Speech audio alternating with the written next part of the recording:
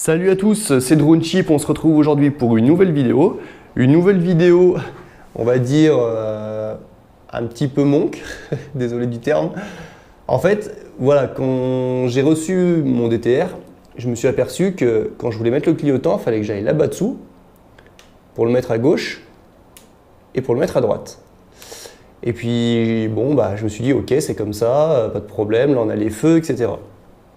Sauf qu'à un moment, je me suis rendu compte que j'avais un klaxon. Vous voyez, j'ai un klaxon ici, là. Hop. Et ce klaxon, je me suis dit, ok, il doit y avoir un bouton pour le faire fonctionner. Sauf que, regardez, je n'ai aucun bouton pour le faire fonctionner. Du coup, j'ai dit, écoute, laisse courir, ils ont dû changer. L'ancien propriétaire avait dû changer ça, je ne sais pas ce qui s'est trop passé, ils ont peut-être mis un commodo qui n'a pas en fait le klaxon dessus, le bouton quoi. Alors du coup je me suis dit allez laisse courir. Et puis l'autre jour en discutant avec un collègue, il me dit ouais putain j'ai le même modèle que toi, il y a juste le kit déco qui change un peu, mais sinon c'est la même 1996. Du coup je dis écoute c'est super, passe avec, surtout qu'en plus la sienne est complètement d'origine, c'est le premier propriétaire, il n'a rien fait dessus, donc c'est vraiment une base de confiance. On sait que rien n'a été bidouillé dessus.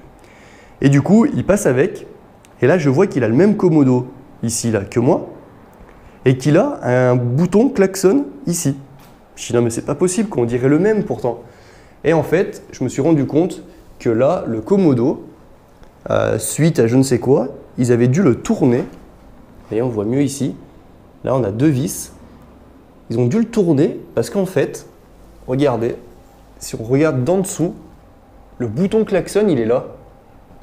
Donc du coup, il faut que je fasse pivoter mon commodo là. Donc on va faire ça tout de suite parce que ça, c'est un peu con quand même. On est parti pour enlever ces deux petites vis pour faire tourner le commodo sur son axe. Donc voilà, en fait, du coup, j'ai desserré que celle-ci. Et je m'aperçois que ça tourne déjà. Du coup, je ne vais pas contrarier l'autre vis et je vais venir le faire tourner délicatement.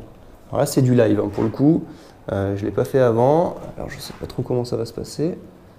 Tac, a priori, ça se passe bien. Ah voilà, ça c'est quand même vachement mieux.